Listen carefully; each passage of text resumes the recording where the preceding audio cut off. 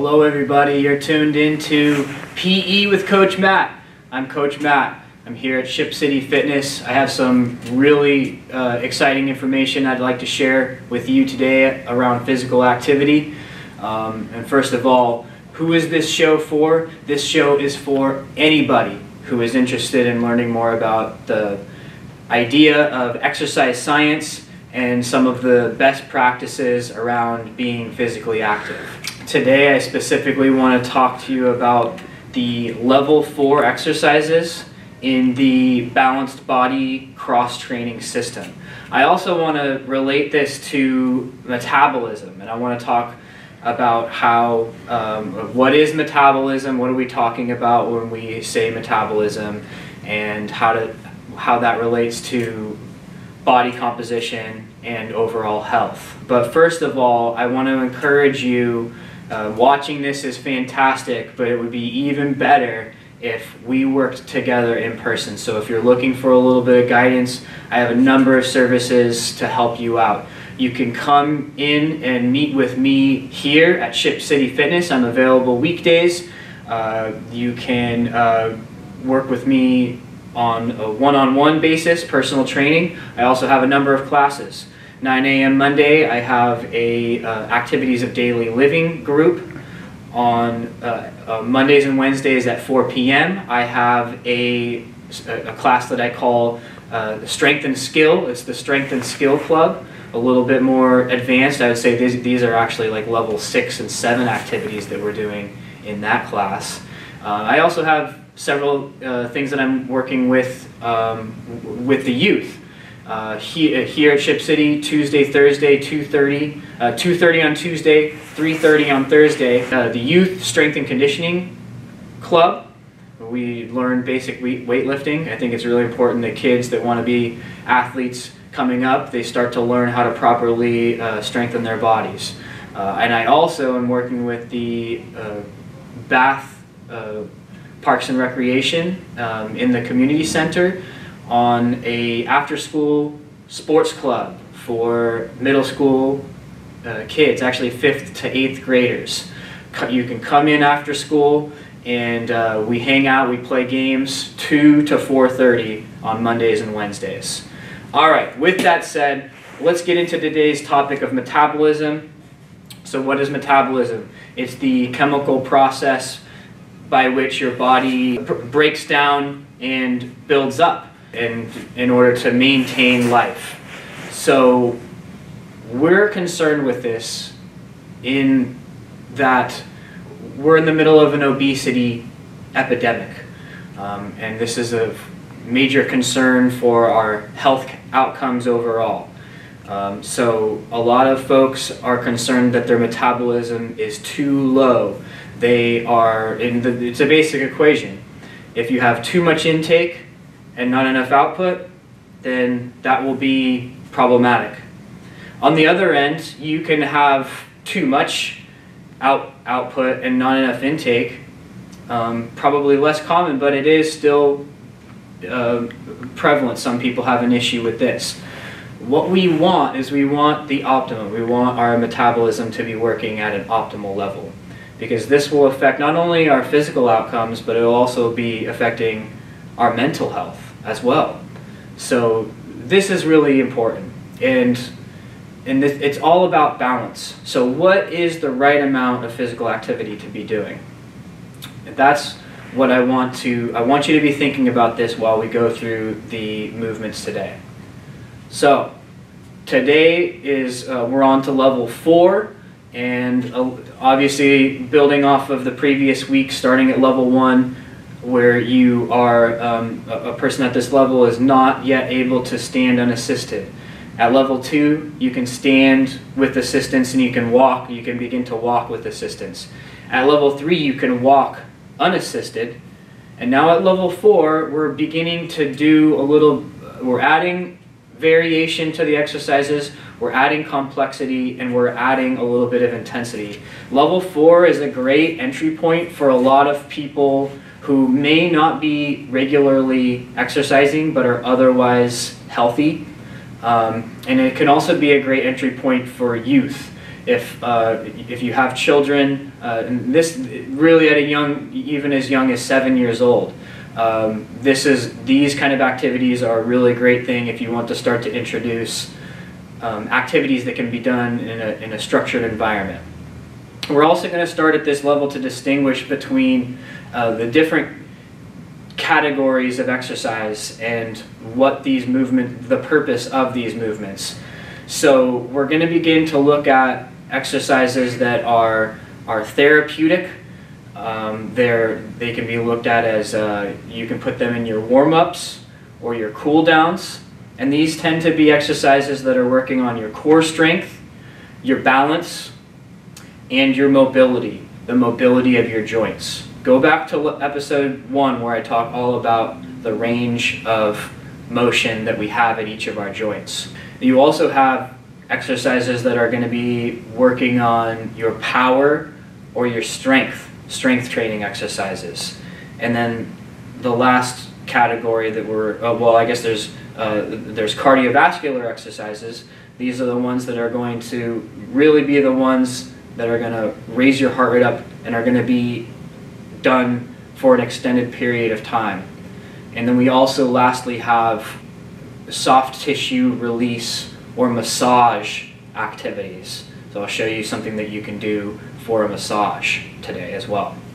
So for the strength and the power exercises, we're also going to pay attention to cycling these and the different types of set and repetition schemes that we can have. So I think of these in 4 cycles. And a cycle is one time that you're exposed to an activity. So I'm going to give you about 10 exercises today.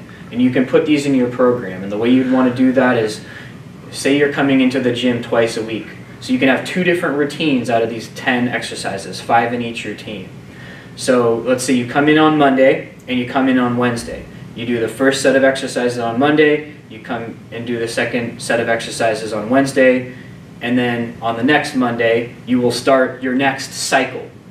So the first cycle, you'll want to go 1 times 60 seconds. So you're just going to do 1 set of 60 seconds long on each of the exercises. On the second cycle, you're going to do 2 sets of 45 seconds. And you're going to rest about 45 seconds in between each exercise.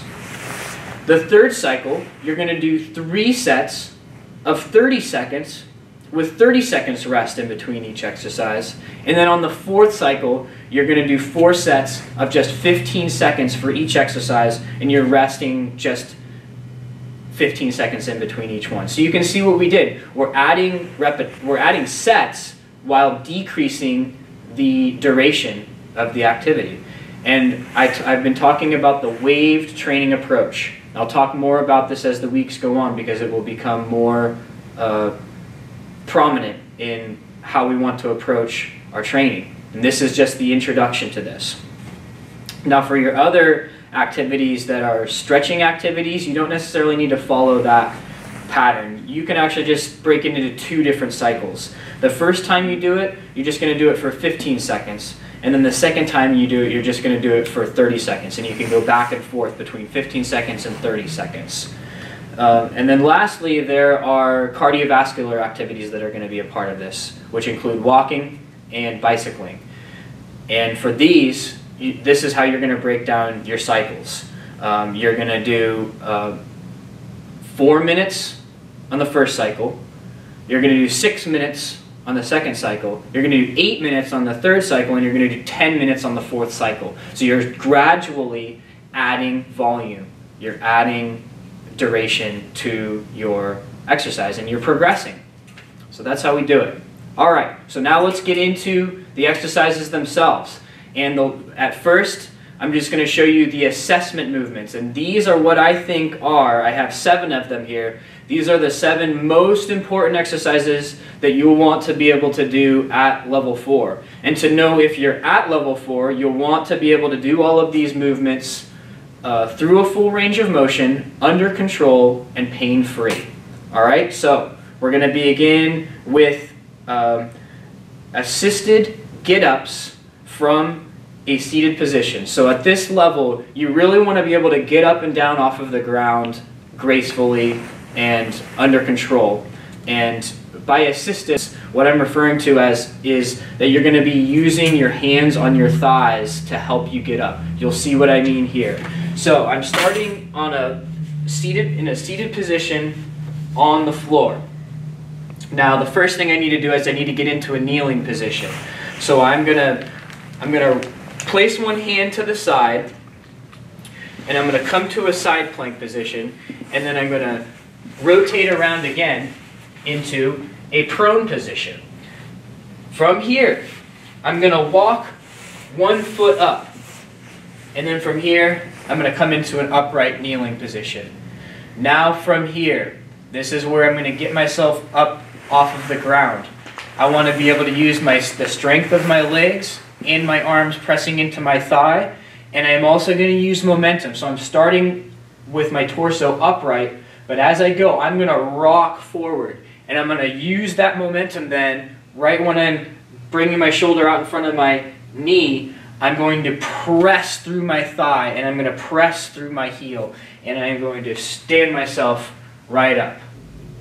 Now I also want to be able to come down, so on the way down, I'm first going to step 1 foot back, and I'm going to be hinging at the waist. So my shoulders are out in front of my legs, and my hips and knees stay back. Then I'm going to place my hand on my thigh, and I'm gradually, gently going to drop my knee down. Notice that when I get to this position, again, I still have my shoulder out in front of my toes, and then I'm going to rock myself back into an upright position.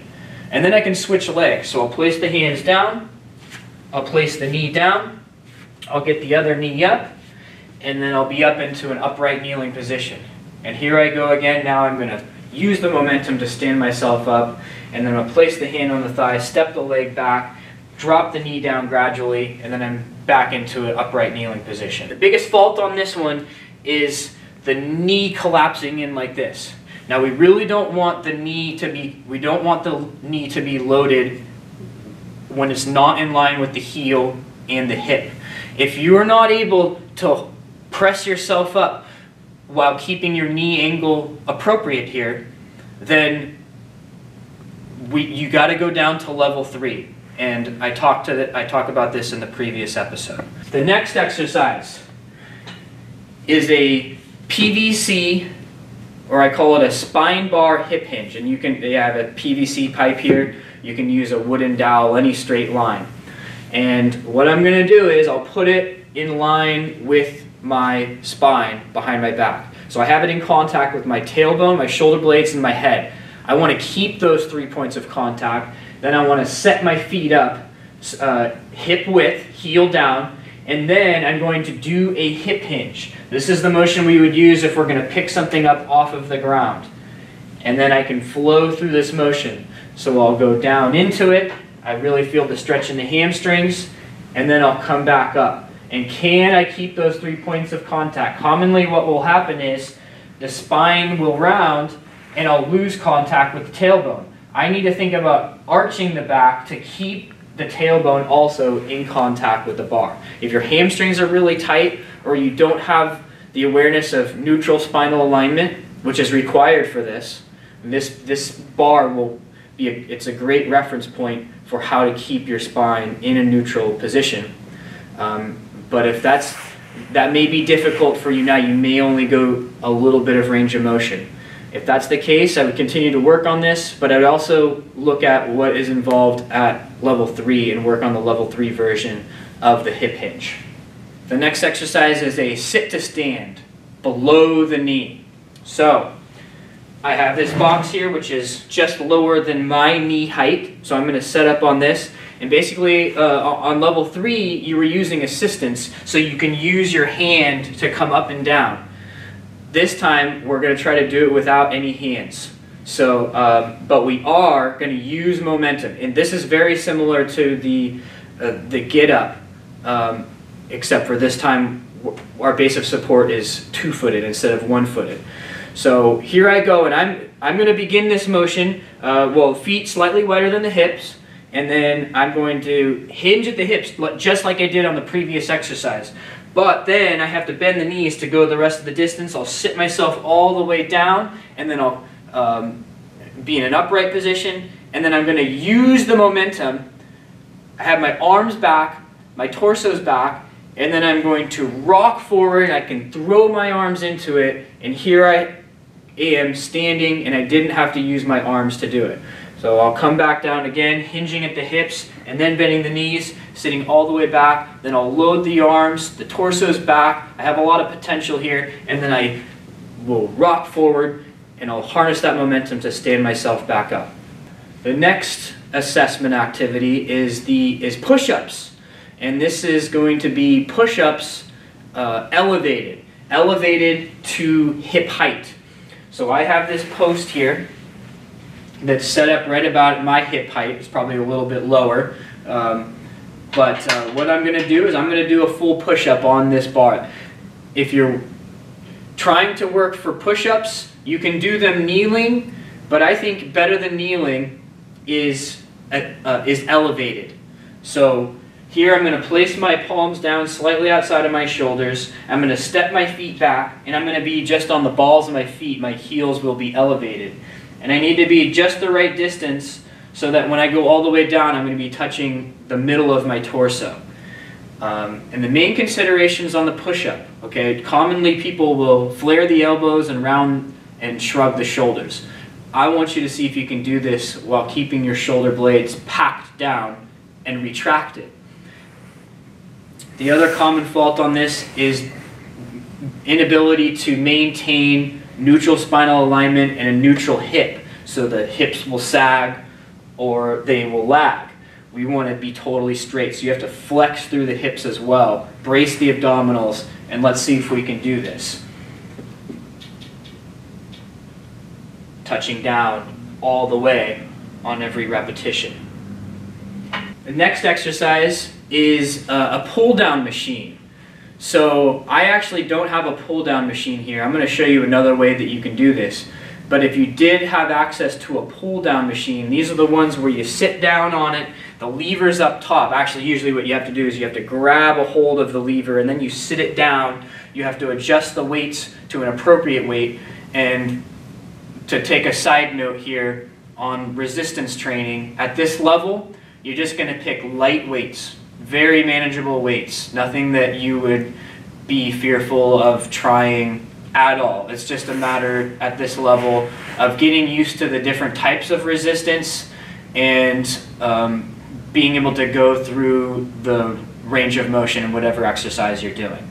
So we're going to pick a really light weight for this pull down, and then we're going to go through the motion. So alternatively, what I have here, I can use one of these bands. I've got a closed loop band here.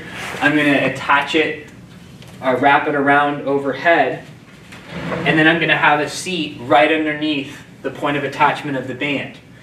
And then from here, I'm going to reach up, and with the band version of this, I don't have any resistance at the top, but I will have resistance at the bottom.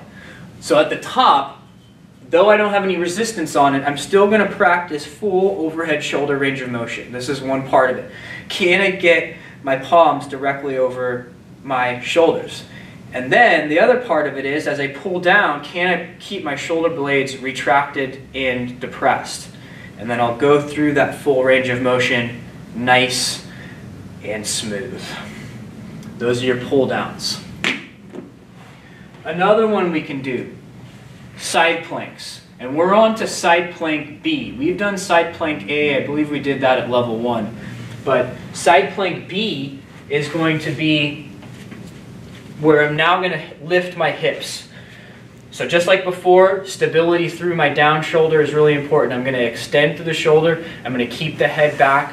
And now from here, I'm going to keep my lower legs down, but I'm going to lift my hips up. Lift them up, lift them forward, head back, and you'll hold this position.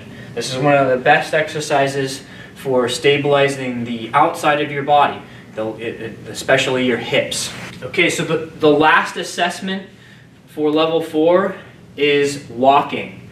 And this was also an assessment at level 3. This time we're going to walk a little bit further. So your basic assessment is going to be a 4-minute walk test. how far can you walk during that time, and you want to be able to gain confidence in your walking. And look, if there's one exercise that you do at this level, walking is number one. It's such a great exercise, and you can literally do it anywhere. And this is part of the fun factor too, because when you're walking, maybe you can do it on a treadmill, but better yet, if you're outside, you're walking around the neighborhood, you're seeing your neighbors, you're outdoors, fresh air, you're seeing the birds. So it's very stimulating in much more than just a physical sense. I'm going to go through a couple of other accessory exercises that I really like and complement what I think are the most important movements to be doing for your activities of daily living. So one of them is going to be a one-arm banded press. So I'm going to take my band, and this one I have a handled band. I'm going to wrap this around a post. It's going to be about hip height or maybe belly button height. I'm going to hold both of the handles in one hand, and then I'm going to step the opposite foot forward. So I have my left foot forward. My right foot, I just have the ball of the foot down. The heel is elevated, and I'm leaning forward over the front foot a little bit. Now if you see where I have the band set up, it's right to the outside of my chest. And you'll see that my shoulders are square. I'm going to keep my shoulders square. I'm going to keep my chin tucked back. I'm going to keep the shoulder blades retracted. And then I'm just going to extend the elbow straight out. Nice and smooth motion through this full shoulder range of motion. So no turning. I'm staying square. In order to stay square, you really have to be engaged with your abdominals. And the reason I love this exercise so much is full body. It's doing so many things at once. You're strengthening your upper body. You're stabilizing your core, and you're also stabilizing your hips. You're working on your balance. Another really important thing to practice at this level is stepping up, and stepping up properly. So at this level, it's an ankle height step up, unassisted. So I'll stand right beside my step, and this is the main consideration when you're doing a step up, and this applies also when you're going upstairs or when you're going up a hill. The biggest thing is when you step, you're leaning the torso back in order to step the foot onto the elevated surface, but then before you lift your body up, you're going to rock forward. Remember this from the first assessment that we did. You're rocking forward, so your center of mass is coming forward over your foot because this is the direction you're going. Now this is the problem if I don't bring the torso forward. What I'll inevitably do is have the knee come forward, and then I'm going to be loading the front side of the knee. It doesn't feel good on my joint, and over time it could be wearing and tearing your joint. It's the movement concept that we need to, if we understand the movement concept here, where we're trying to keep the knee back and the hip back, we're going to load the hip. You're going to load your butt muscle more, and that's what you want to be using to drive you up the stairs.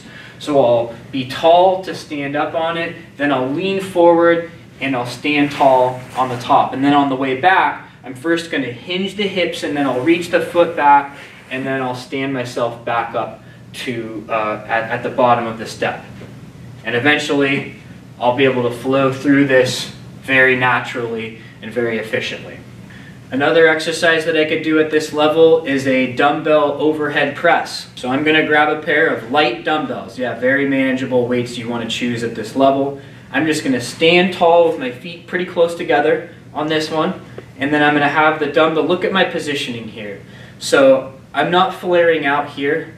I'm going to be actually having my elbows underneath the dumbbells, and one edge of the dumbbell is touching my shoulder. And then I'm going to flex my legs, I'm going to engage my abdominals, tuck the chin back, and then I'm going to press it, and I want to try to go directly over my shoulders all the way up. And you may get stuck here for now, but we're going to fight on every repetition to get that full range of motion. And then I'll control it down to the shoulders, and I'll press back up. And on this exercise, I'm pausing briefly at each end of the motion. Really great indicator for your shoulder health. Another very simple, fantastic exercise that you can do anywhere that's going to be working on your balance, and it's also going to be working on the strength of your lateral the outside of your hip. So I'm going to establish my balance on one leg. I'm going to flex strong through that leg. I'm going to lean back slightly, and then I'm going to lift my other foot up. From there, I'm going to rotate right out to the side, my hip. And you notice this. I'm not turning my hip and pointing my toe to the outside. I'm keeping my toe pointed straight ahead, and I'm leading with the heel. When I do that, I really feel the pinch further back on my hip, as opposed to if I lift with a pointed toe out to the side, I'm going to feel it in my hip flexor. What we're trying to do is strengthen the medial glute, the outside of your glutes. Also, very important at this level, I think one of the best activities that you can do is to continue to progress on the recumbent bike.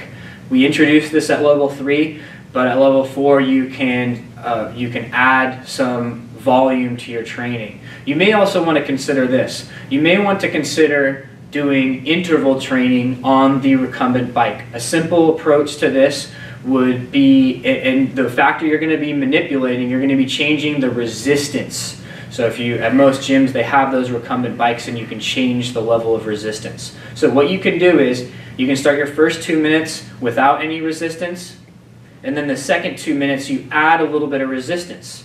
You try to maintain the same tempo as you go. And then you can go back and forth. On the first time you're exposed to that, the first cycle, you can just do it one time. And the second cycle, you can do it twice. The third cycle, you can do it 3 times. And the fourth cycle, you can do 4 cycles of that. So that would be a 16-minute bike ride. So you're progressing there, and you're adding variation to your stimulus. And it could be more fun that way as well. At level 4, I'm going to introduce the foam roller. You may have seen these around your gym, and I want to make sure you know what you can do with this. Basically, this is for a massage. At level 3, I introduced the Theracane. That's another modality that you can use for massage, but the foam roller is also really awesome. Let's talk about the few areas of your body that you can address with the foam roller. But first, so what is massage actually doing? Another word for massage is soft tissue release. So long story short, over time, your body puts down connective tissue, which is a short-term fix for, as a result of traumas. And in the short term, it will stabilize that joint, but in the long term, it makes you stiffer because connective tissue is not as pliable as your natural soft tissues, your muscle.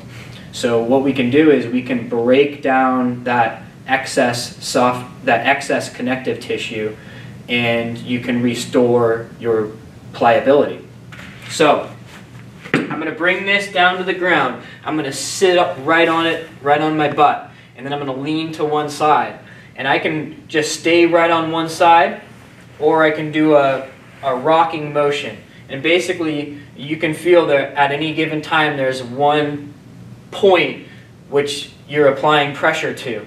Well, you want to try to cover the whole surface area of a muscle that you're working on. So I can lean a little bit forward and then do the rocking motion, and then I can lean a little back, and now I'm getting right at the center of my glutes. The foam roller is also great for your thighs, so I'll flip around now, and I can do 2 thighs at the same time, and I go all the way down to the hips, down to the knees, and then up to the hips.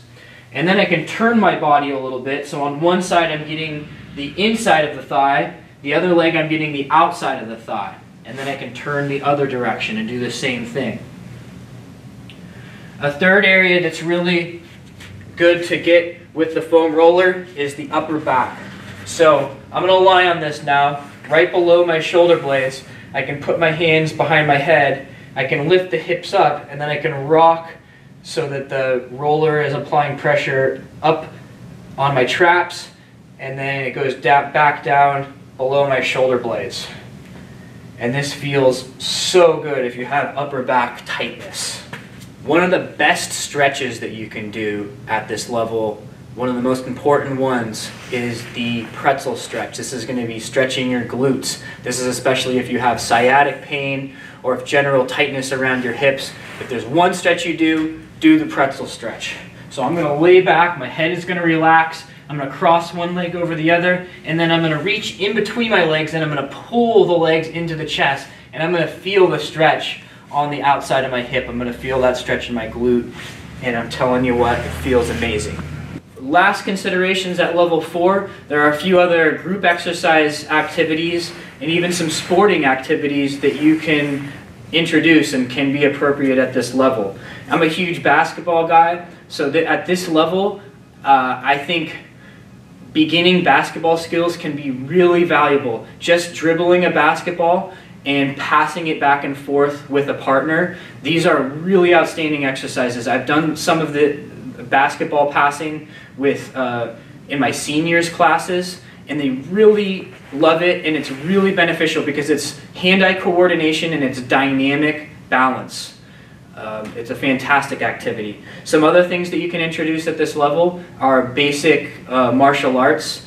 I know there's a great program in town where they work with folks who have Parkinson's, and there's a lot of benefit for those folks to be engaged in actually a boxing class.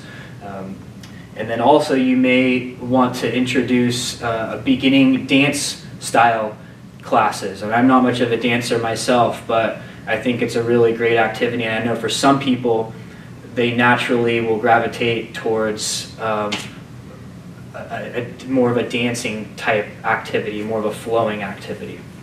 So I'm going to wrap up today by going back to the idea of metabolism, and we may be wondering, well, how do we even know, how can we measure this? Well, there is a measurement for this, and they're referred to as metabolic equivalencies, or METs. So one MET is the amount of energy that you expend just sitting and totally motionless. Okay? So with that said, we can increase our METs by virtually doing anything. Going up and sitting back down, walking, doing any of the activities that I showed you, even the stretching activities can get your METs up a little bit. So if we want to increase the metabolism from where we are today, we can take a look at what are the ranges of activities that we're doing, how intense are those, and we can look at we can try to rate these in terms of METs. So walking really slowly is maybe 3 METs, but doing these one-arm banded presses, that's going to be up to about 5 METs. And then if you're on the bicycle and you're doing that, you're in the middle of your increased resistance part of the interval, your METs are going to be up to like maybe 9. And also consider that if your fitness is lower, then it's not going to take as much activity to get your METs up. And look, I think there are so many good reasons to want to exercise, and there are so many good activities that you can take part in.